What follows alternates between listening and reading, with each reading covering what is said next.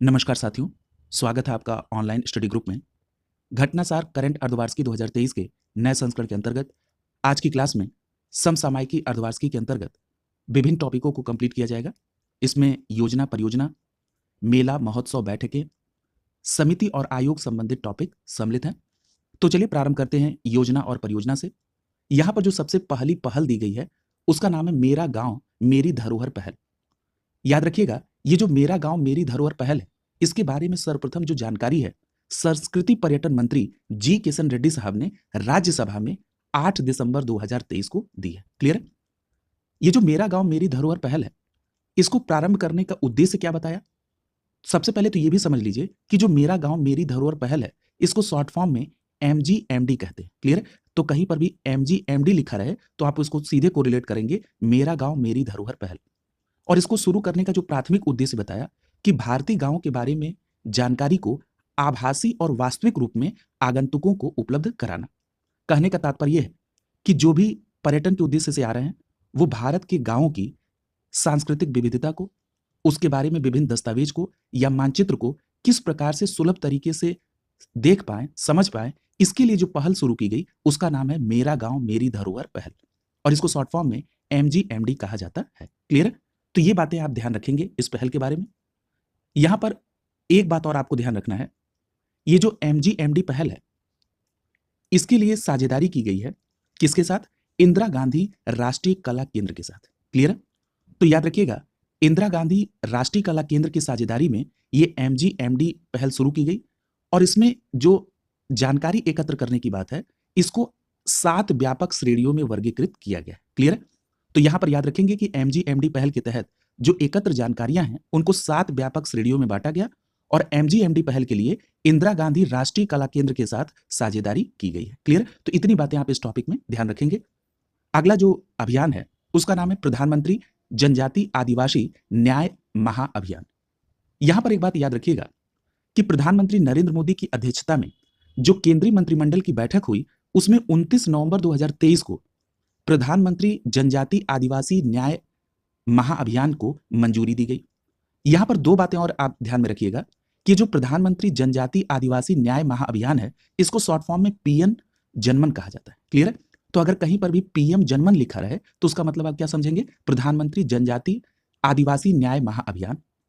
और इसको मंजूरी कब मिली कैबिनेट से? 29 नवंबर 2023 को। और याद रखिएगा इसमें जो अनुमानित व्यय रखा गया है वो कितना है? 24,104 करोड़ रुपए। क्लियर है?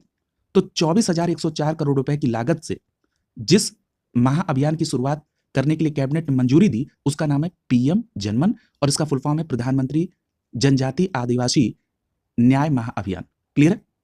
यहां पर एक बात और याद रखिएगा कि जो टोटल धनराशि है 24,104 करोड़ रुपए, इसमें केंद्र और राज्य दोनों की हिस्सेदारी होगी। क्लियर है? अमाउंट तो नहीं पूछा जाएगा आपसे, लेकिन इतनी बात याद रखिएगा कि इस धनराशि में केंद्र और राज्य दोनों की हिस्सेदारी होगी। केंद्र इसमें 15,336 करोड़ रुपए और राज्य इसमें जो व्यय करेगा वो 8,768 करोड़ रुपए। क्लियर? यहां पर एक बात और आपको ध्यान रखना है कि जो PM जनमन अभियान चलाया गया जिसको मंजूरी दी गई है इसके तहत 11 महत्वपूर्ण क्षेत्रों पर फोकस किया जाएगा। क्लियर? अगर आपसे ये पूछा जाए कि PM जनमन के तहत कितने क्षेत्रों पर फोकस होगा तो याद रखेंगे 11 महत्वपूर्ण क्षेत्रों पर फोकस होगा। और प्रधानमंत्री ने इसकी घोषणा कब की थी इस पॉइंट को भी पूछा जा सकता है। तो याद रखिएगा प्रधानमंत्री जनजाति आदिवासी न्याय महाअभियान की जो घोषणा है वो प्रधानमंत्री ने 15 नवंबर 2023 को जनजातीय गौरव दिवस के दिन झारखंड के खूंटी में इस अभियान की घोषणा की थी। क्लियर है? तो यहां से अगर मैं एक सीक्वेंस आपको दे दूं तो यह बात ध्यान रखिएगा कि प्रधानमंत्री नरेंद्र मोदी ने 15 नवंबर 2023 को जनजातीय गौरव दिवस के दिन झारखंड के खूंटी में एक अभियान की घोषणा की। उसका नाम है प्रधानमंत्री जनजाति आदिवासी न्याय महाअभियान, जिसको शॉर्ट फॉर्म में PM जनमन के नाम से जानते हैं। और उसके बाद 29 नवंबर 2023 को कैबिनेट ने इसकी मंजूरी दी। इसमें जो परिव्यय का जो डेटा रखा गया है, जो अमाउंट है वो 24,104 करोड़ रुपए है, जो कि केंद्र और राज्य के बीच में इसका हिस्सा होगा। और साथ ही साथ इसमें जो संबंधित मंत्रालय है वो 11 महत्वपूर्ण क्षेत्रों पर फोकस करेगा। क्लियर है? तो इतनी बातें आपको इस टॉपिक के अंतर्गत ध्यान में रखनी है। यहां पर एक बात और याद रखिएगा कि एक शॉर्ट फॉर्म यहां पर लिखा है PVTG। PVTG इसका फुल फॉर्म क्या है? PVTG का फुल फॉर्म होता है particularly vulnerable tribal group, Hindi में इसको कहेंगे विशेष रूप से कमजोर जनजातीय समूह। क्लियर है? पर्टिकुलरली वल्नरेबल ट्राइबल ग्रुप्स यानी विशेष रूप से कमजोर जनजाति समूह, इनकी सामाजिक और आर्थिक स्थिति में सुधार करने के लिए प्रधानमंत्री ने पीवीटीजी विकास मिशन की शुरुआत की। और ये जो पीवीटीजी विकास मिशन है, इसके बारे में बजट में 2023-24 में इसकी घोषणा की गई थी। क्लियर है? तो ये बात भी आप ध्यान में रखेंगे। अगला देखिए, अगला जो योजना है वो है पीएम विश्वकर्मा योजना। याद रखिएगा, पीएम विश्वकर्मा योजना की जो शुभारंभ है वो किसके द्वारा की गई? प्रधानमंत्री नरेंद्र मोदी के द्वारा। किस तिथि को? 17 सितंबर 2023 को विश्वकर्मा जयंती के अवसर पर पीएम विश्वकर्मा योजना का शुभारंभ किया गया। इसमें जो लागत अनुमानित की गई वो कितनी है? 13,000 करोड़। क्लियर है? तो याद रखेंगे, विश्वकर्मा जयंती के अवसर पर 17 सितंबर 2023 को प्रधानमंत्री नरेंद्र मोदी ने 13,000 करोड़ रुपए की लागत से चलने वाली इस योजना का शुभारंभ किया, जिसका नाम है पीएम विश्वकर्मा योजना। क्लियर है? याद रखिएगा, ये जो पीएम विश्वकर्मा योजना है, इसके तहत पारंपरिक शिल्पकारों और कारीगरों के 30 लाख परिवारों को बिना किसी गारंटी के न्यूनतम ब्याज पर ऋण सहायता प्रदान की जाएगी। अगर आपसे यह प्रश्न पूछ लिया जाए कि पीएम विश्वकर्मा योजना का उद्देश्य क्या है, तो आपका सीधा जवाब होगा कि जो भारत के पारंपरिक शिल्पकार हैं या कारीगर हैं और ऐसी जो एक अनुमानित संख्या है वो है 30 लाख परिवारों की, उनको बिना किसी गारंटी के न्यूनतम ब्याज दर पर ऋण उपलब्ध कराना मूल उद्देश्य है पीएम विश्वकर्मा योजना का। और इसकी शुरुआत 17 सितंबर 2023 को विश्वकर्मा जयंती के दिन की गई और इसमें जो अनुमानित लागत होगी वो की गई है 13,000 करोड़ रुपए। क्लियर है? यहां पर अगर हम बात कर लें कि इसमें कौन कौन से क्षेत्र के कारीगर और शिल्पकार शामिल होंगे, तो कई बार यह भी पूछ लिया जाता है इस तरह से कि क्या इसमें केवल ग्रामीण क्षेत्र के कारीगर होंगे या केवल शहरी क्षेत्र के कारीगर होंगे। तो याद रखिएगा, पीएम विश्वकर्मा योजना में ग्रामीण के साथ साथ शहरी क्षेत्र के कारीगर और शिल्पकार शामिल है। क्लियर? अगला देखिए, यहां पर एक बात और याद रखिएगा कि इसमें 18 ट्रेड के कारीगर जो हैं इस योजना में लाभ ले सकेंगे। यहां पर उन ट्रेड्स के बारे में भी दिया गया है। क्लियर है? यहां पर एक बात और आपको ध्यान में रखना है कि इस योजना के तहत जो कारीगर होंगे उनको वित्तीय सहायता के साथ साथ उनके कौशल प्रशिक्षण, आधुनिक डिजिटल तकनीकी और टूलकिट प्रोत्साहन की भी सुविधा उपलब्ध कराई जाएगी। क्लियर है? यानी उनको सस्ते दर पर ऋण भी दिया जाएगा, साथ ही साथ उनका कौशल प्रशिक्षण भी किया जाएगा, उनको जो डिजिटल तकनीक चाहिए या जो टूलकिट चाहिए वो भी उपलब्ध कराया जाएगा। जो पात्र कारीगर होंगे उनको 3 लाख रुपए तक का जो ऋण है वो 5% की रियायती ब्याज दर पर दिया जाएगा। ये योजना का उद्देश्य है। 3 लाख रुपए तक का ऋण 5% की रियायत ब्याज पर। क्लियर है? तो ये बातें आप इसमें ध्यान में रखेंगे। यहां पर एक बात और याद रखिएगा कि पहली बार में इसमें 1 लाख रुपए का ऋण दिया जाएगा लाभार्थी को और इस ऋण का पुनर्भुगतान होने पर 2 लाख रुपए का अतिरिक्त ऋण दिया जाएगा। क्लियर है? यहां पर एक बात और याद रखिएगा कि इस योजना के तहत स्किल अपग्रेडेशन के लिए 5 दिनों का एक ट्रेनिंग कार्यक्रम भी होगा, जिसमें 500 रुपए प्रतिदिन स्टाइपेंड के तौर पर ट्रेनिंग के दौरान दिया जाएगा। क्लियर है? तो इतनी बातें आप इसमें ध्यान में रखेंगे। और जो अभी ऊपर चर्चा हुई थी टूलकिट प्रोवाइड करने के लिए, तो याद रखिएगा टूलकिट इंसेंटिव के लिए 15,000 की ग्रांट दी जाएगी। क्लियर है? तो ये भी बात आप ध्यान में रखें। अगला जो अभियान है वो है मेरी माटी मेरा देश अभियान। क्लियर है? यहां पर एक बात याद रखिएगा कि जो मेरी माटी मेरा देश अभियान है, इसे 31 अक्टूबर 2023 को भारत के पहले उप प्रधानमंत्री और गृह मंत्री सरदार वल्लभ भाई पटेल की जयंती के अवसर पर प्रधानमंत्री नरेंद्र मोदी की उपस्थिति में इसका समापन किया गया। क्लियर है? तो याद रखिएगा, मेरी माटी मेरा देश अभियान का जो समापन है वो 31 अक्टूबर 2023 को हुआ, जिस दिन भारत के पहले उप प्रधानमंत्री और गृह मंत्री सरदार वल्लभ भाई पटेल की जयंती होती है। क्लियर है? देखिए, यहां से एक फैक्ट और आपको स्टैटिक पूछा जा सकता है और यह प्रश्न कई बार पूर्व में पूछा भी गया है कि भारत के पहले उप प्रधानमंत्री का नाम क्या है, तो याद रखेंगे सरदार वल्लभ भाई पटेल। अब हम बात कर रहे हैं मेरी माटी मेरा देश अभियान की। इस अभियान के तहत 36 राज्यों और केंद्र शासित प्रदेशों में 766 जिलों के 7,000 ब्लॉकों के 6 लाख से अधिक गांवों से 20,000 से अधिक प्रतिनिधियों के माध्यम से 8,000 से ज्यादा अमृत कलश को लेकर दिल्ली के कर्तव्य पथ पर पहुंचे। क्लियर है? तो याद रखिएगा, सबसे पहली बात कि जो मेरी माटी मेरा देश अभियान है, इसके तहत 36 राज्यों और केंद्र शासित प्रदेश यानी राज्य और केंद्र शासित प्रदेश मिलाकर 36, यहां के जो 766 जिले हैं उनके 6 लाख से अधिक गांवों से 20,000 से ज्यादा लोग 8,000 से ज्यादा अमृत कलश लेकर दिल्ली के कर्तव्य पथ पर पहुंचे थे। किस अभियान के तहत? मेरी माटी मेरा देश अभियान के तहत। क्लियर है? तो याद रखेंगे 8,000 से ज्यादा अमृत कलश लेकर। अब यहां पर एक बात याद रखिएगा ये जो अमृत कलश यात्रा है, ये भारत के हर कोने से मिट्टी और विभिन्न क्षेत्रों से पौधे लेकर राष्ट्रीय युद्ध स्मारक के पास एक भव्य अमृत वाटिका की कल्पना करती है, जो कि एक भारत श्रेष्ठ भारत का प्रतीक है। यानी ये जो विभिन्न राज्यों के जिलों से और जो गांव से लोग मिट्टी लेकर आएंगे और जो पौधे लेकर आ रहे हैं, इससे एक अमृत वाटिका का निर्माण होगा। और ये कहां पर होगा? राष्ट्रीय युद्ध स्मारक के पास। क्लियर है? तो इस उद्देश्य से ये पूरा प्रोग्राम चला था, मेरी माटी मेरा देश अभियान। क्लियर है? अब यहां पर आपके मन में एक प्रश्न आ रहा होगा कि इस बात पर तो चर्चा हो गई कि इसका समापन कब हुआ था? 31 अक्टूबर 2023 को। तो अब बात कर लेते हैं इसके घोषणा की। याद रखिएगा, प्रधानमंत्री नरेंद्र मोदी ने 9 अगस्त 2023 को आजादी के अमृत महोत्सव के हिस्से के रूप में मेरी माटी मेरा देश अभियान और अमृत कलश यात्रा परिकल्पना, जिसकी नोडल एजेंसी संस्कृत मंत्रालय है, को बनाया था। क्लियर है? तो ये बात स्पष्ट हो गई कि जो मेरी माटी मेरा देश अभियान है या जो अमृत कलश यात्रा है, ये किसके हिस्से के तौर पर है? आजादी के अमृत महोत्सव के तौर पर। और इसके लिए तिथि क्या थी? 9 अगस्त 2023। और इसमें नोडल एजेंसी कौन थी? संस्कृति मंत्रालय। क्लियर है? तो ये बात आप ध्यान में रखेंगे।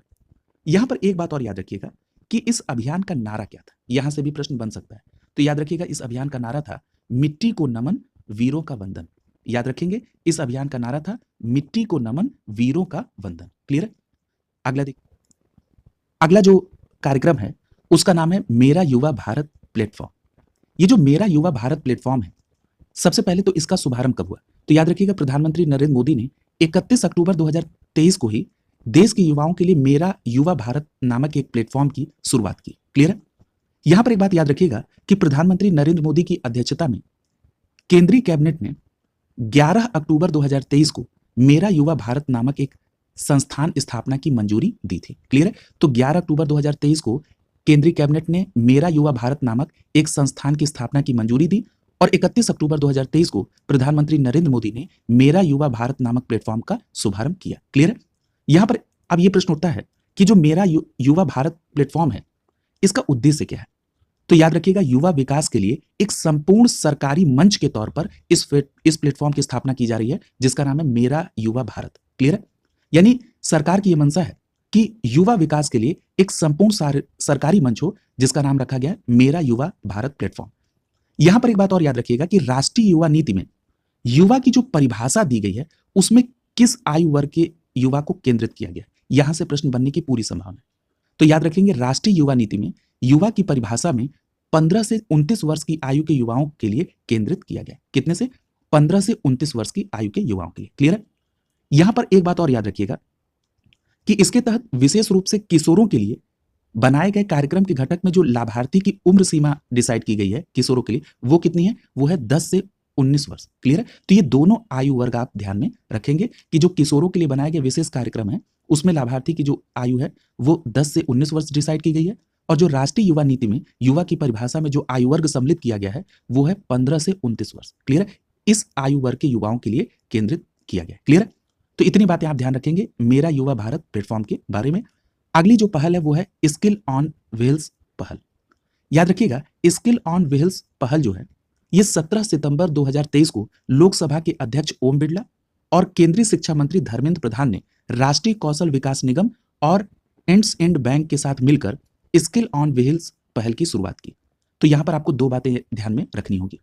सबसे पहली बात तो अगर ये आपसे पूछ लिया जाए कि जो स्किल ऑन व्हील्स प्रोग्राम है, ये किसके कोलैबोरेशन से चल रही है, तो आपका सीधा जवाब होना चाहिए राष्ट्रीय कौशल विकास निगम और एंड बैंक के कोलैबोरेशन से।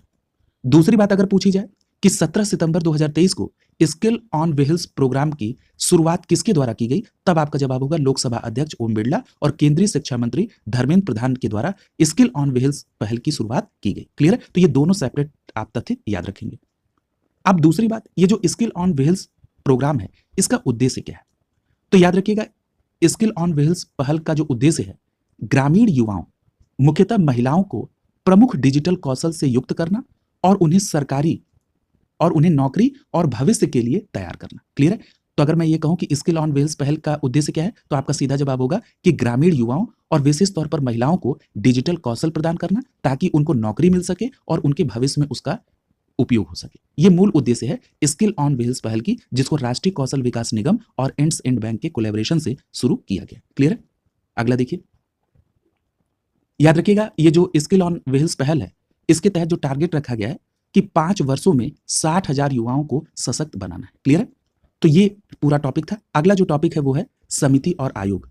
समिति और आयोग में जो सबसे पहला दिया गया है वो है संसद सुरक्षा उल्लंघन मामले की जांच के लिए अनीस दयाल सिंह कमेटी। क्लियर है?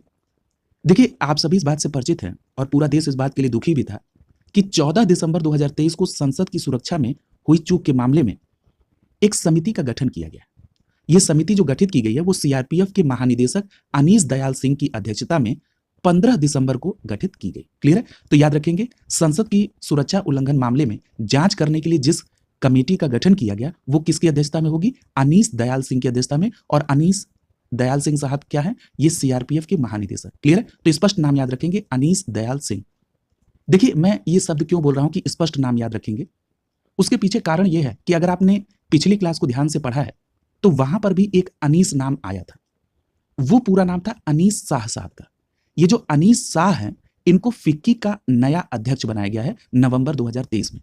तो ऐसी पूरी संभावना है कि आपको ऑप्शन में इन दोनों नाम को दे दिया जाए, तो वहां पर आप परीक्षा के प्रेशर में आप भूल सकते हैं। तो स्पष्ट रूप से याद रखेंगे कि संसद सुरक्षा के उल्लंघन मामले में जो जांच कमेटी बनी है वो अनीस दयाल सिंह साहब की अध्यक्षता में, और वहीं फिक्की के जो नए अध्यक्ष बनाए गए हैं वो अनीस शाह है। क्लियर है? बिल्कुल स्पष्ट आप याद रखेंगे। और ये जो अनीस दयाल सिंह साहब की अध्यक्षता में जो कमेटी बनी है, इसको कारण बताना है कि संसद की सुरक्षा में क्यों, किस कारण से ये लूपहोल हुआ और उस कमी को पहचान करके उस पर क्या कार्रवाई की जाए, इसके लिए भी रिकमेंडेशन करना है। अब हम लोग अगली समिति की तरफ चल रहे हैं। अगली जो समिति गठित की गई है वो बैंक इंश्योरेंस मापदंडों की समीक्षा के लिए की गई है। याद रखिएगा, अक्टूबर 2023 में भारतीय बीमा विनियामक और विकास प्राधिकरण यानी IRDAI यानी इरडा ने बैंक इंश्योरेंस मापदंडों की समीक्षा के लिए इरडा की कार्यकारी निदेशक मीना कुमारी की अध्यक्षता में एक समिति का गठन किया है। क्लियर है? तो याद रखेंगे, ये जो मीना कुमारी समिति होगी ये काम क्या करेगी? तो ये बैंक इंश्योरेंस के मापदंडों की समीक्षा करेगी। और जो मीना कुमारी जी की अध्यक्षता में कमेटी का गठन किया गया है वो किसके द्वारा? इरडा के द्वारा। क्लियर? यानी इरडा ने बैंक इंश्योरेंस मापदंडों की समीक्षा के लिए जो समिति गठित की वो इरडा के कार्यकारी निदेशक मीना कुमारी की अध्यक्षता में गठित की। क्लियर? तो ये पूरी बात आप ध्यान में रखेंगे। तो इरडा की कार्यकारी निदेशक कौन है? मीना कुमारी। ये भी बात आप ध्यान में रखेंगे। अगला जो है वो है एक देश एक चुनाव के लिए पूर्व राष्ट्रपति रामनाथ कोविंद की अध्यक्षता में एक उच्च स्तरीय समिति का गठन किया गया। आप सभी जानते हैं कि बहुत दिनों से इस बात की चर्चा है कि देश में पंचायत और नगरपालिका से लेकर सभी विधानसभाओं और लोकसभा के लिए एक साथ चुनाव संपन्न करा दिए जाए। इसके लिए सरकार ने एक स्टेप भी चल दिया है और एक उच्च स्तरीय समिति का गठन किया है।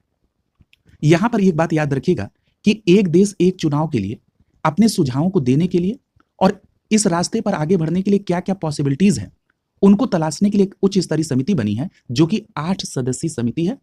और इसका गठन केंद्र सरकार ने 2 सितंबर 2023 को किया। और इस समिति के जो अध्यक्ष बनाए गए हैं वो पूर्व राष्ट्रपति रामनाथ कोविंद साहब बनाए गए। तो समिति किसने बनाई? केंद्र सरकार ने।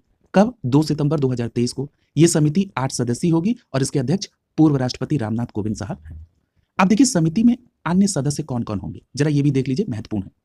याद रखिएगा, इसमें केंद्रीय गृह मंत्री अमित शाह, लोकसभा के सबसे बड़े विपक्षी दल यानी कांग्रेस के नेता अधीर रंजन चौधरी साहब, राज्यसभा में विपक्ष के नेता रह चुके गुलाम नबी आजाद साहब, वित्त आयोग के पूर्व अध्यक्ष एनके सिंह साहब, और लोकसभा के पूर्व महासचिव सुभाष कश्यप जी, और वरिष्ठ अधिवक्ता हरीश साल्वे इसमें शामिल होंगे। क्लियर है? तो ये है, एक नाम और छूट रहा है, वो नाम कौन सा है?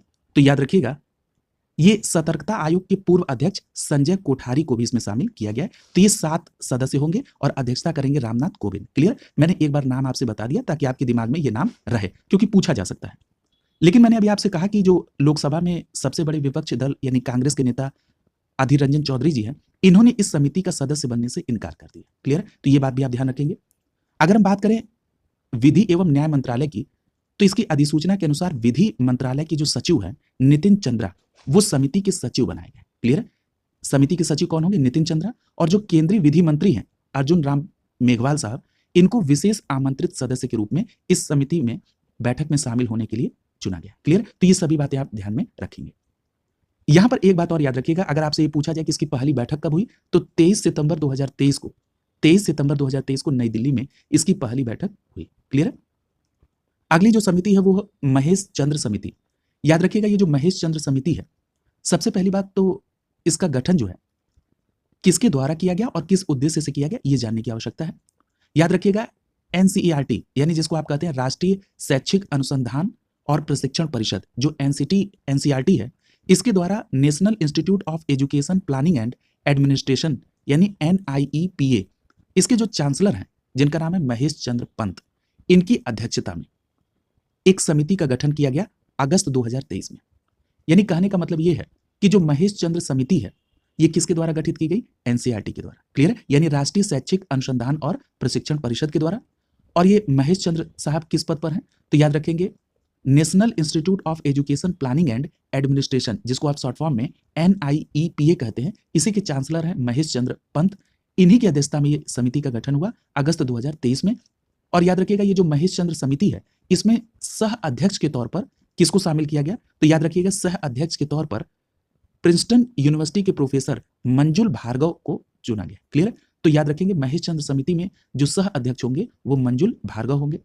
याद रखिएगा ये जो महेश चंद्र समिति है ये 19 सदस्यीय समिति है, ये बात भी आप ध्यान में रखेंगे। यहां से प्रश्न पूछा जा सकता है कि जो महेश चंद्र समिति है जो कि एनसीईआरटी के द्वारा गठित है वो उसमें कितने सदस्य है? तो ये 19 सदस्यीय समिति है।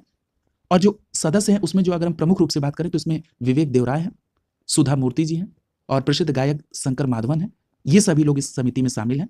और जो एनसीईआरटी ने ये समिति गठित की है महेंद्र चंद समिति, इसका उद्देश्य क्या है? तो एनसीईआरटी द्वारा पाठ्यक्रम में संशोधन करना, इसके संदर्भ में क्या रिकमेंडेशन होना चाहिए, इसलिए महेश चंद्र पंत की अध्यक्षता में कमेटी गठित की जिसका नाम क्या पड़ा? महेश चंद्र समिति। और ये 19 सदस्यीय समिति है और इसमें सह अध्यक्ष होंगे मंजुल भार्गव। क्लियर? और ये एनसीईआरटी के पाठ्यक्रम में संशोधन के लिए अपना रिकमेंडेशन देंगे। अगला जो टॉपिक है वो है प्रदर्शनी, सम्मेलन, मेले और महोत्सव से संबंधित। इसमें जो पहला सम्मेलन दिया गया है वो है आर्टिफिशियल इंटेलिजेंस पर वैश्विक भागीदारी शिखर सम्मेलन 2023। अगर मैं इसकी शॉर्ट फॉर्म की बात करूं तो इसको शॉर्ट फॉर्म में कहते हैं GPAI। ठीक है? तो आपसे प्रश्न ऐसे भी पूछा जा सकता है कि GPAI 2023। क्लियर है? तो जब GPAI बोला जाए तो आप तुरंत क्या समझेंगे? आर्टिफिशियल इंटेलिजेंस पर वैश्विक भागीदारी शिखर सम्मेलन यानी global partnership on artificial intelligence. Clear है? यहां पर एक बात ध्यान रखिएगा कि जो GPAI 2023 है इसका शुभारंभ कब किया गया, यानी ये सम्मेलन कब हुआ? तो याद रखेंगे 12 से 14 दिसंबर 2023 के बीच। क्लियर है? और कहां पर हुआ? तो नई दिल्ली में। तो ध्यान रखिएगा, मैं एक लाइन में इस पूरी बात को समराइज कर रहा हूं कि ये जो GPAI है यानी global partnership on artificial intelligence, इस शिखर सम्मेलन का जो आयोजन है वो नई दिल्ली में 12 से 14 दिसंबर 2023 के बीच हुआ। और अगर हम ये बात कर लें कि इसका उद्घाटन किसके द्वारा किया गया, तो याद रखिएगा इसका उद्घाटन प्रधानमंत्री नरेंद्र मोदी ने किया और ये उद्घाटन कहाँ हुआ? भारत मंडपम में। क्लियर है? याद रखिएगा इसमें दुनिया भर के लगभग 27 देशों ने इसमें पार्टिसिपेट किया था। तो इतनी बातें आप GPAI के बारे में याद रखेंगे जिसका आयोजन नई दिल्ली में 12 से 14 दिसंबर के बीच संपन्न हुआ। क्लियर है? अगला देखिए, और इसमें जो 27 देशों के पार्टिसिपेंट थे उन्होंने AI स्टार्टअप के बारे में इसमें डिस्कशन किया, यानी कैसे AI के लिए भविष्य में कार्य किया जाए एक साथ मिलकर, इस पर चर्चा हुई थी इस सम्मेलन में जिसका नाम है GPAI यानी global partnership on artificial intelligence. अगला जो सम्मेलन है वो है पहला ग्लोबल प्रोफेशनल अकाउंट्स कन्वेंशन। देखिए जो ग्लोबल प्रोफेशनल अकाउंट्स कन्वेंशन है ये क्रम के आधार पर कौन सा है? पहला है, इसलिए बहुत महत्वपूर्ण भी हो जाता है। याद रखिएगा सबसे पहली बात तो ये किसके द्वारा आयोजित किया गया? Global professional accounts convention. तो याद रखिएगा इंस्टीट्यूट ऑफ चार्टर्ड अकाउंट्स यानी ICAI, institute of chartered accounts के द्वारा इसका आयोजन किया गया 24 से 26 नवंबर 2023 को गुजरात के गांधीनगर में। क्लियर है? तो याद रखेंगे अगर आपसे पूछा जाए कि पहला ग्लोबल प्रोफेशनल अकाउंट्स कन्वेंशन यानी जिसको आप शॉर्ट फॉर्म में ग्लोपैक कह रहे हैं, इसका आयोजन कहां पर हुआ? तो आपका जवाब होगा गुजरात के गांधीनगर में 24 से 26 नवंबर 2023 के बीच। क्लियर है? और अगर आपसे यह प्रश्न पूछा जाए कि ग्लोपैक यानी ग्लोबल प्रोफेशनल अकाउंट्स कन्वेंशन जो कि गुजरात के गांधीनगर में हुआ, इसकी थीम क्या थी? तो याद रखेंगे इसकी थीम थी connecting the globe creating value. Connecting the globe creating value. Clear है? तो याद रखेंगे एक लाइन में समराइज कर रहा हूं कि connecting the globe creating value theme के साथ ग्लोपैक यानी ग्लोबल प्रोफेशनल अकाउंट्स कन्वेंशन, इसका आयोजन 24 से 26 नवंबर 2023 के बीच गुजरात के गांधीनगर में ICAI यानी इंस्टीट्यूट ऑफ चार्टर्ड अकाउंट्स के द्वारा किया गया। क्लियर है? ये बात ध्यान में रखिएगा। और ये पहला ग्लोबल प्रोफेशनल अकाउंट्स कन्वेंशन था, ये बात भी ध्यान में रखिएगा। इसमें एक बात याद रखिएगा कि 25 से अधिक देशों के 400 से अधिक प्रतिनिधियों ने इसमें पार्टिसिपेट किया। अगला जो सम्मेलन है वो है 27वीं विश्व सड़क कांग्रेस 2023। सबसे पहली बात तो क्रम आपको ध्यान में रखना होगा, यहां से प्रश्न बहुत बन रहा है। याद रखिएगा, चेक गणराज्य के प्राग में 27वीं विश्व सड़क कांग्रेस 2023 का आयोजन किया गया। और यह आयोजन कब से कब तक हुआ? तो 2 से 6 अक्टूबर 2023 के बीच। तो अगर आपसे यह प्रश्न पूछा जाए कि विश्व सड़क कांग्रेस 2023 किस क्रम का था, तो 27वीं ये थी विश्व सड़क कांग्रेस 2023। और 27वीं विश्व सड़क कांग्रेस 2023 का आयोजन कहाँ हुआ? तो चेक गणराज्य के प्राग में। और यह आयोजन 2 से 6 अक्टूबर 2023 के बीच हुआ। अगर आपसे यह प्रश्न पूछा जाए कि चेक गणराज्य के प्राग में हुए 27वें विश्व सड़क कांग्रेस 2023 की विषय क्या था, तो याद रखिएगा इसका विषय था प्राग 2023 together on the road again. Prague 2023 together on the road again. ठीक है। और अगर आपसे ये प्रश्न पूछा जाए कि 27वें विश्व सड़क कांग्रेस 2023 में भारत की तरफ से किसने प्रतिनिधित्व किया, तो याद रखेंगे केंद्रीय सड़क परिवहन मंत्री नितिन गडकरी साहब ने। क्लियर है? ये बात पूरी आप ये याद रखेंगे। अगला जो सम्मेलन है वो है इंडिया इंटरनेट गवर्नेंस फोरम 2023। याद रखिएगा, ये जो इंडिया इंटरनेट गवर्नेंस फोरम 2023 है, इसको शॉर्ट फॉर्म में कहा जाता है IIGF। क्लियर है? याद रखिएगा, ये जो IIGF है, इसका ये कौन सा संस्करण था? तो तीसरा संस्करण था। क्लियर है? तो याद रखेंगे इंडिया इंटरनेट गवर्नेंस फोरम 2023 ये तीसरा संस्करण था और इसका आयोजन 5 दिसंबर 2023 को नई दिल्ली में किया गया। क्लियर है? तो याद रखेंगे तीसरा इंडिया इंटरनेट गवर्नेंस फोरम 2023 यानी तीसरा IIGF 5 दिसंबर 2023 को नई दिल्ली में हुआ। और इसकी थीम क्या थी? तो याद रखिएगा इसकी थीम थी भारत के डिजिटल एजेंडे को समायोजित करते हुए आगे बढ़ना। भारत के डिजिटल एजेंडे को समायोजित करते हुए आगे बढ़ना, इस थीम के साथ तीसरा डिजिटल इंटरनेट गवर्नेंस फोरम 2023 का आयोजन नई दिल्ली में संपन्न हुआ। क्लियर है? अगला देखिए, अगला जो सम्मेलन है वो है प्रौद्योगिकी एवं भारतीय भाषा शिखर सम्मेलन 2023। याद रखिएगा, ये जो प्रौद्योगिकी एवं भारतीय भाषा शिखर सम्मेलन 2023 है, इसका आयोजन 30 सितंबर से 1 अक्टूबर के बीच नई दिल्ली में किया गया। क्लियर है? तो याद रखेंगे प्रौद्योगिकी एवं भारतीय भाषा शिखर सम्मेलन 2023 कहां पर? तो नई दिल्ली में 30 सितंबर से 1 अक्टूबर 2023 के बीच। क्लियर है? अगर हम बात कर लें कि जो प्रौद्योगिकी एवं भारतीय भाषा शिखर सम्मेलन था, इसका विषय क्या था, तो याद रखेंगे इसका विषय था प्रौद्योगिकी एवं भारतीय भाषाएं। प्रौद्योगिकी एवं भारतीय भाषाएं। अगला जो सम्मेलन है वो है वैश्विक मत्स्य पालन सम्मेलन 2023। याद रखिएगा, ये जो वैश्विक मत्स्य पालन सम्मेलन 2023 है, इसका आयोजन 21 से 22 नवंबर 2023 के बीच गुजरात के अहमदाबाद में किया गया। और अगर आपसे ये पूछा जाए कि वैश्विक मत्स्य पालन सम्मेलन 2023 किसके द्वारा किया गया, तो याद रखेंगे मत्स्य पालन, पशुपालन और डेयरी मंत्रालय भारत सरकार के द्वारा। क्लियर है? तो याद रखेंगे मत्स्य पालन, पशुपालन और डेयरी मंत्रालय भारत सरकार के द्वारा गुजरात के अहमदाबाद में वैश्विक मत्स्य पालन सम्मेलन 2023 का आयोजन 21 से 22 नवंबर 2023 के बीच संपन्न हुआ। यहां पर अगर आपसे यह प्रश्न पूछ लिया जाए कि वैश्विक मत्स्य पालन, जो वैश्विक मत्स्य सम्मेलन 2023 है, इसका विषय क्या था, तो याद रखिएगा इसका विषय था मत्स्य पालन और जल कृषि संपदा का जश्न मनाना। क्या था इसका विषय? इंपॉर्टेंट है, इसको ध्यान रखिएगा। मत्स्य पालन और जल कृषि संपदा का जश्न मनाना। याद रखेंगे मत्स्य पालन और जल कृषि संपदा का जश्न मनाना। अगला देखिए, अगला जो सम्मेलन है वो है 26वां राष्ट्रीय ई गवर्नेंस सम्मेलन 2023। याद रखिएगा, ये जो गवर्नेंस सम्मेलन 2023 था, ये किस क्रम का था? 26वां। तो याद रखेंगे 26वां राष्ट्रीय ई गवर्नेंस सम्मेलन 2023। इसका आयोजन कहां हुआ? तो मध्य प्रदेश के इंदौर में। क्लियर है? और दूसरी बात कि आयोजन कब हुआ? तो 24 से 25 अगस्त 2023 के बीच। ये भी बहुत इंपॉर्टेंट है, तो याद रखेंगे राष्ट्रीय ई गवर्नेंस सम्मेलन 2023 किस क्रम का था? तो 26वां था। और 26वां राष्ट्रीय ई गवर्नेंस सम्मेलन 2023 कहां हुआ? मध्य प्रदेश के इंदौर में।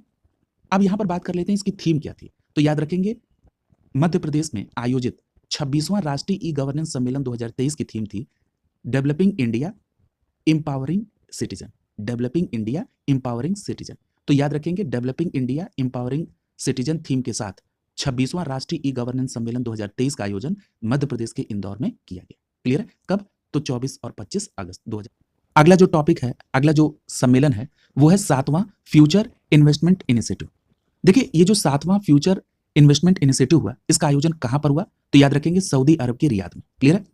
और ये जो फ्यूचर इन्वेस्टमेंट इनिशिएटिव है, इसको शॉर्ट फॉर्म में कहते हैं FII, और ये इसका कौन सा संस्करण था? 7वां। क्लियर है? तो एक लाइन में आप इसको समराइज क्या करेंगे कि 7वां फ्यूचर इन्वेस्टमेंट इनिशिएटिव का आयोजन 24 से 25 अक्टूबर 2023 के बीच सऊदी अरब के रियाद में आयोजित किया गया। क्लियर है? और अगर पूछा जाए कि 7वां फ्यूचर इन्वेस्टमेंट इनिशिएटिव का थीम क्या था, तो याद रखेंगे इसकी थीम थी द न्यू कंपास। क्लियर है? तो पूरी बात को अगर मैं एक लाइन में समराइज कर दूं तो आप कहेंगे द न्यू कंपास थीम के साथ 7वां फ्यूचर इन्वेस्टमेंट इनिशिएटिव यानी 7वां FII 2023 का आयोजन सऊदी अरब के रियाद में 24 और 25 अक्टूबर 2023 को संपन्न हुआ। क्लियर है? और थीम क्या थी? The new compass. क्लियर है? यहां पर एक बात और याद रखिएगा कि इस 7वें फ्यूचर इन्वेस्टमेंट इनिशिएटिव में भारत की तरफ से केंद्रीय मंत्री पीयूष गोयल साहब ने पार्टिसिपेट किया। क्लियर है? अगला जो सम्मेलन है वो है विश्व मसाला कांग्रेस 2023। याद रखिएगा विश्व मसाला कांग्रेस 2023 जो हुआ ये कौन सा संस्करण था? तो याद रखेंगे ये 14वां संस्करण था। तो आप ये पूछा जाए अगर आपसे कि 14वां विश्व मसाला कांग्रेस 2023 का आयोजन कहां किया गया, तो आपका जवाब होगा मुंबई में। क्लियर है? तो स्पष्ट याद रखेंगे, आप सभी जानते हैं कि मुंबई भारत की आर्थिक राजधानी है और वहीं पर 14वें विश्व मसाला कांग्रेस का आयोजन मुंबई में 15 से 17 सितंबर 2023 के बीच संपन्न हुआ। क्लियर है? यहां पर एक तथ्य और बहुत महत्वपूर्ण है कि जो 14वां विश्व मसाला कांग्रेस 2023 मुंबई में संपन्न हुआ, इसका विषय क्या था? तो याद रखिएगा इसका विषय था विजन 2030, SPICES, और यहां पर हर अल्फाबेट का अलग अलग मीनिंग स्पेसिफाई है। यहां पर S फॉर होगा सस्टेनेबिलिटी, P फॉर होगा प्रोडक्टिविटी, I फॉर होगा इनोवेशन, C फॉर होगा कोलैबोरेशन, E फॉर होगा एक्सीलेंस एंड S फॉर होगा सेफ्टी। क्लियर है? तो ये बात भी आप ध्यान में रखेंगे, कई बार इस तरह से भी प्रश्न बनाए गए। क्लियर? तो ये पूरी बात आपको ध्यान रखनी है 14वें विश्व मसाला कांग्रेस 2023 के बारे में। क्लियर? अब हम लोग अगले सम्मेलन पर चलेंगे। अगला जो सम्मेलन है वो है चौथा विश्व संस्कृति महोत्सव। तो याद रखेंगे जो विश्व संस्कृति महोत्सव 2023 हुआ ये किस क्रम का था? तो आपका सीधा जवाब होगा ये चौथा विश्व संस्कृति महोत्सव 2023 था। और इस महोत्सव का आयोजन कब हुआ? तो याद रखेंगे 29 सितंबर से 1 अक्टूबर 2023 तक चौथे विश्व संस्कृति महोत्सव का आयोजन किया गया। और अगर मैं ये पूछूं कि इसका आयोजन कहां हुआ, तो याद रखेंगे वॉशिंगटन DC में, यानी अमेरिका में। तो याद रखेंगे अमेरिका में वॉशिंगटन DC में चौथे विश्व संस्कृति महोत्सव का आयोजन 29 सितंबर से 1 अक्टूबर के बीच संपन्न हुआ। क्लियर है? तो ये बात आप पूरी ध्यान में रखेंगे। और अगर आपसे ये प्रश्न पूछ लिया जाए कि इस चौथे विश्व संस्कृति महोत्सव 2023 का आयोजन किसके द्वारा कराया गया, तब आपका जवाब होगा आर्ट ऑफ लिविंग के द्वारा। क्लियर है? तो याद रखेंगे आर्ट ऑफ लिविंग के द्वारा चौथे विश्व संस्कृति महोत्सव का आयोजन 29 सितंबर से 1 अक्टूबर 2023 के बीच अमेरिका के वॉशिंगटन DC में संपन्न किया गया। क्लियर है? अगला देखिए, अगला जो सम्मेलन है वो है बाघ सुरक्षा पर अंतर्राष्ट्रीय सम्मेलन। याद रखिएगा ये जो बाघ सुरक्षा पर अंतर्राष्ट्रीय सम्मेलन है ये आयोजन हुआ कहां पर? तो याद रखेंगे ये आयोजन राजस्थान के जयपुर में संपन्न हुआ 14 सितंबर 2023 को। क्लियर है? तो याद रखिएगा 14 सितंबर 2023 को बाघ सुरक्षा पर अंतर्राष्ट्रीय सम्मेलन का आयोजन राजस्थान के जयपुर में किया गया। याद रखिएगा इसमें 15 देशों के विशेषज्ञों ने पार्टिसिपेट किया, यानी भारत सहित 15 देशों के विशेषज्ञों ने इस बाघ सुरक्षा पर अंतर्राष्ट्रीय सम्मेलन में पार्टिसिपेट किया और यह सम्मेलन राजस्थान के जयपुर में हुआ। अगर आपसे यह प्रश्न पूछा जाए कि जो राजस्थान के जयपुर में बाघ सुरक्षा पर अंतर्राष्ट्रीय सम्मेलन हुआ 14 सितंबर 2023 को, इसकी थीम क्या थी? तो याद रखिएगा इसकी थीम थी सुरक्षित बाघ राष्ट्र की समृद्धि सुनिश्चित करते हैं। थीम क्या थी? सुरक्षित बाघ राष्ट्र की समृद्धि सुनिश्चित करते हैं। बहुत इंपॉर्टेंट है, बाघ से संबंधित जो भी फैक्ट आए उसको आप ध्यान से याद रखेंगे। अगला देखिए, अगला जो सम्मेलन है वो है 14वां विश्व कौशल शिखर सम्मेलन। क्लियर है? तो याद रखेंगे जो विश्व कौशल शिखर सम्मेलन का आयोजन हुआ 2023 में ये किस क्रम का था? तो आपका जवाब होगा ये 14वां वैश्विक कौशल शिखर सम्मेलन था। और इसका आयोजन कब हुआ? तो 20 सितंबर 2023 को। याद रखिएगा ये जो 14वां वैश्विक कौशल शिखर सम्मेलन है ये कहां पर हुआ? तो याद रखेंगे फिक्की फेडरेशन हाउस नई दिल्ली में आयोजित हुआ। क्लियर है? तो याद रखेंगे 14वां वैश्विक कौशल शिखर सम्मेलन फिक्की फेडरेशन हाउस नई दिल्ली में 20 सितंबर 2023 को हुआ। देखिए यहां पर फिक्की फेडरेशन का नाम है और इससे संबंधित कुछ तथ्य आप पढ़ चुके हैं। पिछली क्लास में आपने पढ़ा था कि फिक्की के नए अध्यक्ष बने हैं। क्या नाम है इनका? आप सभी जानते हैं। और आज की क्लास में भी मैंने आपको एक जगह इसमें कोरिलेट कराया था। कहां पर कराया था? तो मैंने आपसे कहा था कि जो अनीस दयाल सिंह जो संसद सुरक्षा उल्लंघन मामले में जांच करने के लिए जिनके अध्यक्षता में गठित कमेटी है, उसी समय मैंने आपसे कहा था कि अनीस शाह जो हैं ये फिक्की के नए अध्यक्ष बनाए गए। आपको याद होगा? तो याद रखिएगा फिक्की के नए अध्यक्ष कौन है? अनीस शाह। अच्छा, यहां पर फुल फॉर्म भी पूछ लिया जा रहा है, तो जरा फिक्की का फुल फॉर्म बताइए। तो फिक्की का फुल फॉर्म आप सभी को पता होगा, मुझे पूरा विश्वास है, federation of Indian chambers of commerce and industry. मैं फिर से रिपीट कर रहा हूं, federation of Indian chambers of commerce and industry, और नए अध्यक्ष हैं इसके अनिश शाह। क्लियर? हम लोग बात कर रहे थे कि जो 14वां वैश्विक कौशल शिखर सम्मेलन है ये फिक्की फेडरेशन हाउस नई दिल्ली में हुआ। अगर आपसे ये पूछा जाए कि इसका विषय क्या था, तो याद रखेंगे 14वें वैश्विक कौशल शिखर सम्मेलन का जो विषय था वो क्या था? Building skills empowering youth creating future. क्या था? Building skills empowering youth creating future. Clear? तो ये बात आप ध्यान में रखेंगे 14वें वैश्विक कौशल शिखर सम्मेलन 2023 के संदर्भ में। अगला जो टॉपिक है वो है इंडिया स्मार्ट सिटी कॉन्क्लेव 2023। याद रखिएगा ये जो इंडिया स्मार्ट सिटी कॉन्क्लेव 2023 है इसका आयोजन मध्य प्रदेश के इंदौर में हुआ। सबसे पहली बात तो आपको ये ध्यान रखनी है। क्लियर है? तो इंडिया स्मार्ट सिटी कॉन्क्लेव 2023 कहां पे हुआ? मध्य प्रदेश के इंदौर में। और ये आयोजन किसके द्वारा हुआ? तो याद रखेंगे आवास एवं शहरी मामलों के मंत्रालय भारत सरकार के द्वारा मध्य प्रदेश के इंदौर में इंडिया स्मार्ट सिटी कॉन्क्लेव 2023 का आयोजन 26 से 27 सितंबर 2023 के बीच संपन्न हुआ। याद रखिएगा इस इंडिया स्मार्ट सिटी कॉन्क्लेव 2023 में सभी 100 स्मार्ट शहरों ने पार्टिसिपेट किया और इसमें यह चर्चा हुई कि कैसे भविष्य में सिटी को स्मार्ट बनाया जाए, इस पे क्या मॉडल एडॉप्ट होना चाहिए, इन सभी बातों पर डिस्कशन हुआ इंडिया स्मार्ट सिटी कॉन्क्लेव 2023 में, जो कि मध्य प्रदेश के इंदौर में हुआ। अगला जो सम्मेलन है वो है हिंद महासागर ट्यूना आयोग की डेटा संग्रह और सांख्यिकी पर 19वीं कार्यदल की बैठक। अब देखिए बहुत भारी भरकम इसका हेडिंग है इस सम्मेलन की। अब जरा इसको मैं ब्रेक कर रहा हूं। एक बात ध्यान रखिएगा कि डेटा संग्रह और सांख्यिकी पर 19वीं कार्यदल की बैठक का आयोजन किया गया। क्लियर है? और ये किसकी है? तो ये हिंद महासागर ट्यूना आयोग की डेटा संग्रह और सांख्यिकी पर 19वीं कार्यदल बैठक है। स्पष्ट हो गई? यानी डेटा संग्रह और सांख्यिकी पर 19वीं कार्यदल जो बैठक है वो किसकी है? हिंद महासागर ट्यूना आयोग की। क्लियर? और याद रखिएगा इसका आयोजन किसके द्वारा किया गया? तो इसका आयोजन मत्स्य पालन विभाग के द्वारा 28 नवंबर से 2 दिसंबर 2023 के बीच किया गया। क्लियर? तो याद रखेंगे मत्स्य पालन विभाग के द्वारा 28 नवंबर से 2 दिसंबर 2023 के बीच हिंद महासागर ट्यूना आयोग की डेटा संग्रह और सांख्यिकी पर 19वीं कार्यदल की बैठक का आयोजन किया गया। याद रखिएगा यहां पर हिंद महासागर ट्यूना आयोग को शॉर्ट फॉर्म में IOTC कहते हैं और डेटा संग्रह और सांख्यिकी पर ये जो 19वीं बैठक है इसको शॉर्ट फॉर्म में कहा जाता है WPDCS19। क्लियर? तो ये बात भी आप ध्यान में रखेंगे क्योंकि कई बार शॉर्ट फॉर्म भी लिख देता है। यहां पर एक बात याद रखिएगा कि मैंने आपसे कहा कि इसका आयोजन किसके द्वारा किया गया? मत्स्य पालन विभाग के द्वारा। और मत्स्य पालन विभाग के साथ कोलैबोरेशन कौन करेगा? IOTC यानी हिंद महासागर ट्यूना आयोग, जिसका डेटा संग्रह और सांख्यिकी कार्यदल की ये बैठक थी। और किस क्रम की थी? ये 19वीं कार्यदल बैठक थी। क्लियर हो गया? यहां पर याद रखिएगा इसमें दुनिया भर के टूना मछली पालन के क्षेत्र में प्रसिद्ध वैज्ञानिक और विशेषज्ञ एक साथ बैठे और इस पर चर्चा हुई। क्लियर है? तो टूना मछली पालन क्षेत्र के वैज्ञानिक और विशेषज्ञों की ये एक सम्मेलन के तौर पर आप ध्यान में रखेंगे इसको। क्लियर है? इसमें अन्य बड़ी प्रजातियों के ऊपर भी चर्चा हुई जिसमें बिलफिश है, शार्क है, ठीक है, शंकुश है, इन सभी पर भी चर्चा हुई। याद रखिएगा ये जो हिंद महासागर ट्यूना आयोग की डेटा संग्रह और सांख्यिकी की 19वीं कार्यदल बैठक थी, इस बैठक में इंडोनेशिया, फ्रांस, स्पेन, यूरोपीय संघ के साथ साथ यूरोपीय संघ के देश के साथ साथ Seychelles, Tanzania, Iran, Thailand, Japan, Sri Lanka, Oman और भारत के प्रतिनिधियों ने इसमें पार्टिसिपेट किया। क्लियर है? तो ये बातें आप ध्यान में रखेंगे। अगला देखिए, अगला जो सम्मेलन है वो है 27वां WAIPA विश्व निवेश सम्मेलन। WAIPA, सबसे पहली बात तो ये है कि जो WAIPA है इसका फुल फॉर्म क्या है? तो याद रखिएगा WAIPA का फुल फॉर्म होता है world association of investment promotion agencies. देखिए आपको फुल फॉर्म तो बिल्कुल ध्यान में रखना है क्योंकि फुल फॉर्म भी पूछ लिया जा रहा है। तो ध्यान रखेंगे WAIPA का फुल फॉर्म होगा world association of investment promotion agencies. Clear है? अब आते हैं इस टॉपिक के अंतर्गत। और ये जो WAIPA विश्व निवेश सम्मेलन है ये किस क्रम का था? तो याद रखेंगे 27वां WAIPA विश्व निवेश सम्मेलन था। और इसका आयोजन कहां पर हुआ? तो याद रखेंगे इसका आयोजन नई दिल्ली में 11 से 14 दिसंबर 2023 के बीच संपन्न हुआ। क्लियर है?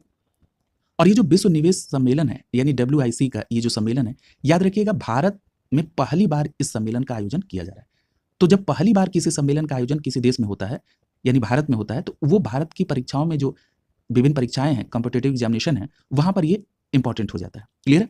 तो याद रखेंगे ये जो 27वां AIPA विश्व निवेश सम्मेलन है, ये कहाँ पर हुआ?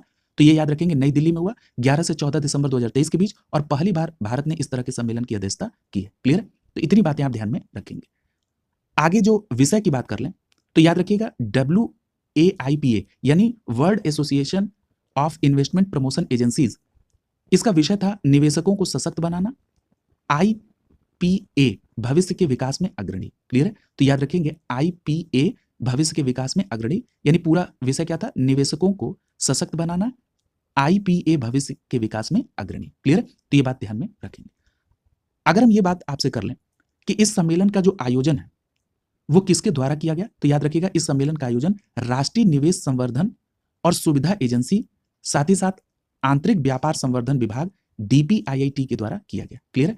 तो ये बातें आप पूरी ध्यान में रखेंगे कि जो WAIPA विश्व निवेश सम्मेलन 2023 जो क्रम में 27वां था और नई दिल्ली में आयोजन हुआ, इसका आयोजन राष्ट्रीय निवेश संवर्धन और सुविधा एजेंसी और आंतरिक व्यापार संवर्धन विभाग के द्वारा किया गया। अगला जो सम्मेलन है वो है इंटरनेशनल सोलर अलायंस की 6ठी असेंबली। यहां पर क्रम याद रखेंगे कि जो अंतरराष्ट्रीय सौर गठबंधन यानी इंटरनेशनल सोलर अलायंस है, जिसको शॉर्ट फॉर्म में आप ISA कहते हैं, इसकी किस असेंबली का आयोजन किया गया, तो याद रखेंगे ये 6ठी असेंबली थी और आयोजन कहां पर हुआ? नई दिल्ली में। क्लियर है? और यह आयोजन 30 अक्टूबर से 2 नवंबर 2023 के बीच हुआ।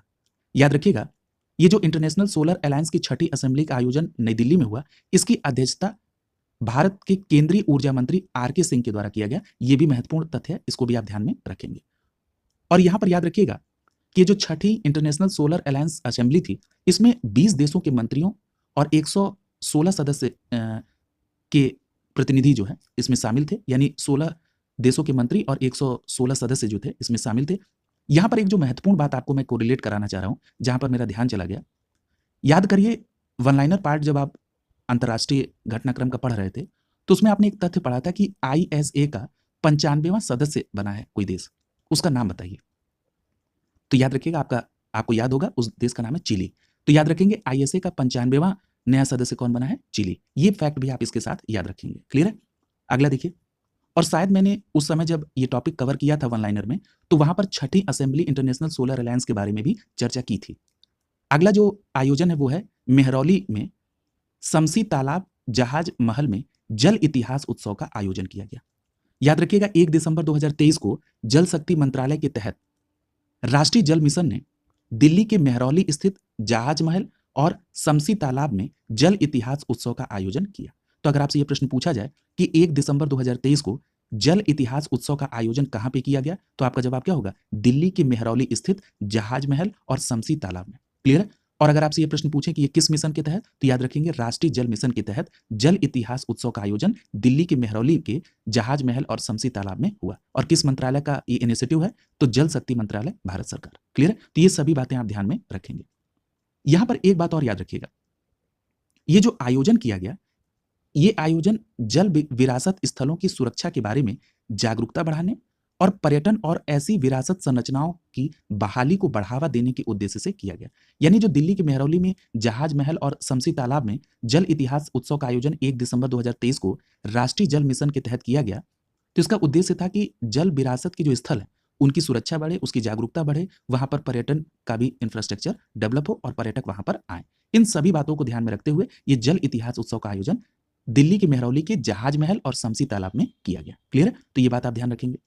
यहां पर एक बात और आपको ध्यान रखना है कि देश के मतलब विभिन्न जिलों के 75 प्राकृतिक जल विरासत संरचनाओं पर जल विरासत पखवाड़ा भी बनाया गया। कब से कब तक? तो 15 नवंबर 2023 से 30 नवंबर 2023 के बीच। तो याद रखेंगे, 15 नवंबर 2023 से 30 नवंबर 2023 के बीच विभिन्न जिलों की 75 प्राकृतिक विरासत संरचनाओं पर, जो प्राकृतिक जल विरासत संरचनाएं थी, उन पर जल विरासत पखवाड़ा मनाया गया। और याद रखिएगा, ये जल शक्ति अभियान कैच द रेन 2023 जो राष्ट्रव्यापी अभियान है, इसके सफल समापन का प्रतीक भी है। क्लियर है? तो ये बात भी आप ध्यान में रखेंगे। और ये जो जल शक्ति अभियान कैच द रेन है, इसको शॉर्ट फॉर्म में कई बार पूछा गया, तो याद रखिएगा इसको शॉर्ट फॉर्म में JSACTR कहते हैं। ठीक है? JSA का मतलब है जल शक्ति अभियान और कैच द रेन को कहते हैं CTR। ठीक है? तो ये इससे आप जोड़कर देखेंगे जल विरासत पखवाड़ा को, जिसका आयोजन विभिन्न जिलों के 75 प्राकृतिक जल विरासत संरचनाओं पर संपन्न हुआ 15 नवंबर से 30 नवंबर 2023 के बीच। क्लियर है? यहां पर एक बात और याद रखिएगा, अगर आपसे ये प्रश्न पूछा जाए कि इस अभियान का थीम क्या थी, तो याद रखिएगा इस अभियान की थीम थी, जो ये राष्ट्रव्यापी अभियान था, जल शक्ति अभियान कैच द रेन, इसकी जो थीम थी, पेयजल के लिए स्रोत स्थिरता। क्या थी? पेयजल के लिए स्रोत स्थिरता। ये बात भी आप ध्यान में रखेंगे, पेयजल के लिए स्रोत स्थिरता। अगला देखिए, अगला जो सम्मेलन है वो विश्व कॉफी शिखर सम्मेलन 2023 है। यहां पर आपसे ये प्रश्न पूछा जा सकता है कि जो विश्व कॉफी शिखर सम्मेलन 2023 है, ये किस क्रम का था? तो याद रखिएगा, ये 5वां विश्व कॉफी शिखर सम्मेलन था। और इसका आयोजन कहां पे हुआ? तो याद रखेंगे, कर्नाटक के बेंगलुरु में 25 से 28 सितंबर 2023 के बीच 5वां विश्व कॉफी शिखर सम्मेलन 2023 का आयोजन किया गया। और याद रखिएगा, यह पहली बार है जब भारत में इस कॉफी सम्मेलन की मेजबानी की गई। तो 2 सम्मेलन आपने देखे कि पहली बार हुए। सबसे पहले मैं इसकी चर्चा करूंगा और तब तक आप उस जो सम्मेलन को आप पढ़ चुके हैं उसको रिकॉल करिए। मैं आपसे बात कर रहा हूं 5वें विश्व कॉफी शिखर सम्मेलन की, जो कि 25 से 28 सितंबर 2023 के बीच कर्नाटक के बेंगलुरु में हुआ। पहली बार भारत इस प्रकार के कॉफी सम्मेलन की मेजबानी कर रहा है। क्लियर है? कहां पे हुआ? कर्नाटक के बेंगलुरु में। और याद करिए, मैंने आपसे ये कहा था कि जो 27वां WAIPA विश्व निवेश सम्मेलन है, इस प्रकार के सम्मेलन की पहली बार भारत में आयोजन किया गया। कहां पर? नई दिल्ली में। ठीक है? और मैंने आपसे कहा था कि WAIPA का जो फुल फॉर्म है वो है world association of investment promotion agencies. Clear है? तो इसका भी आयोजन पहली बार, और 5वें विश्व कॉफी शिखर सम्मेलन का आयोजन भी भारत में पहली बार हुआ। अब हम बात कर लेते हैं कि ये जो 5वां विश्व कॉफी शिखर सम्मेलन कर्नाटक के बेंगलुरु में हुआ, इसकी थीम क्या थी? तो इसकी थीम थी सर्कुलर अर्थव्यवस्था और पुनर्योजी कृषि के माध्यम से स्थिरता। मैं फिर से रिपीट कर रहा हूं, सर्कुलर अर्थव्यवस्था और पुनर्योजी कृषि के माध्यम से स्थिरता। ये बात बिल्कुल आप स्पष्ट याद रखेंगे। क्लियर है? और एक बात और महत्वपूर्ण कर देती है इस सम्मेलन को कि टेनिस खिलाड़ी रोहन बोपन्ना इस सम्मेलन के ब्रांड एम्बेसडर थे। क्लियर है? तो याद रखेंगे, 5वें विश्व कॉफी शिखर सम्मेलन 2023, जिसका आयोजन कर्नाटक के बेंगलुरु में हुआ, जिसकी थीम थी सर्कुलर अर्थव्यवस्था और पुनर्योजी कृषि के माध्यम से स्थिरता। इसके ब्रांड एम्बेसडर टेनिस खिलाड़ी रोहन बोपन्ना थे। क्लियर है? तो ये पूरी बात आप ध्यान रखेंगे, और इसमें 80 से अधिक देशों के विभिन्न एक्सपर्टीज इसमें पार्टिसिपेट किए। अगले जिस बैठक की हम बात कर रहे हैं वो है विश्व चुनाव निकाय संघ की 11वीं बैठक। क्लियर है? तो यहां पर सबसे पहली बात तो आप क्रम याद रखेंगे कि जो विश्व चुनाव निकाय संघ की बैठक हुई 2023 में, ये किस क्रम की थी? ये 11वीं बैठक थी। अब दूसरी बात हम लोग कर रहे हैं कि जो विश्व चुनाव निकाय संघ की 11वीं बैठक हुई 11 जुलाई 2023 को, ये कहां पर हुई? तो याद रखेंगे, कोलंबिया के कार्टाजेना में। क्लियर है? तो अगर मैं एक लाइन में इसको समराइज कर दूं तो 12 जुलाई 2023 को संपन्न विश्व चुनाव निकाय संघ की 11वीं बैठक कोलंबिया के कार्टाजेना में संपन्न की गई। क्लियर है? तो ये बात ध्यान में आप रखेंगे। अगर मैं आपसे ये पूछ लूं कि कोलंबिया के कार्टाजेना में जो विश्व चुनाव निकाय संघ की 11वीं बैठक हुई, उसमें भारत की तरफ से नेतृत्व किसने किया? तो याद रखेंगे, भारत के जो मुख्य चुनाव आयुक्त साहब हैं, उनका नाम क्या है? राजीव कुमार। उन्होंने इसमें पार्टिसिपेट किया, और दुनिया भर के 119 देशों के चुनावी प्रबंधन निकाय के जो सदस्य हैं, उन्होंने इस 11वीं बैठक में, जो कि विश्व चुनाव निकाय संघ की 11वीं बैठक थी, उसमें पार्टिसिपेट किया। अगर हम बात कर लें इसकी स्थापना की, क्लियर है? तो याद रखिएगा, AWEB की स्थापना कब हुई? तो याद रखिएगा, यहां पर AWEB का फुल फॉर्म क्या है? The association of world election bodies. Clear है? यानी WEB का मतलब है world election bodies, and A for है एसोसिएशन। ठीक है? तो the association of world election bodies की स्थापना अक्टूबर 2013 में दक्षिण कोरिया के सियोल में की गई थी। यह भी इंपॉर्टेंट हो गया। AWEB की स्थापना अक्टूबर 2013 में दक्षिण कोरिया के सियोल में हुई, और AWEB का फुल फॉर्म है the association of world election bodies. Clear है? ये बात ध्यान में रखेंगे। और इसी की 11वीं बैठक कोलंबिया के कार्टाजेना में 12 जुलाई 2023 को संपन्न हुई। अगर मैं आपसे ये पूछ लूं कि इस 11वीं बैठक में थीम क्या थी, तो याद रखेंगे, विश्व चुनाव निकाय संघ की 11वीं बैठक की थीम थी a global view on the challenges of regional election 2023। क्या थीम थी? A global view on the challenges of regional election 2023। याद रखिएगा इस थीम को। अगला जो सम्मेलन है वो है वैश्विक खाद्य नियामक शिखर सम्मेलन 2023। याद रखिएगा, जो वैश्विक खाद्य नियामक शिखर सम्मेलन 2023 था, इसका आयोजन 20 से 21 जुलाई 2023 के बीच नई दिल्ली में संपन्न हुआ। क्लियर है? तो अगर आपसे प्रश्न पूछा जाए कि वैश्विक खाद्य नियामक शिखर सम्मेलन 2023 कब हुआ, तो याद रखेंगे 20 से 21 जुलाई 2023 को नई दिल्ली में हुआ। और याद रखिएगा, इस सम्मेलन में G20 सदस्य देशों सहित 40 देशों के खाद्य नियामकों ने इस वैश्विक खाद्य सुरक्षा मापदंड और विभिन्न मुद्दों पर चर्चाएं की वैश्विक खाद्य नियामक शिखर सम्मेलन के दौरान। क्लियर है? इसका आयोजन नई दिल्ली में हुआ। अगले सम्मेलन पर चलते हैं।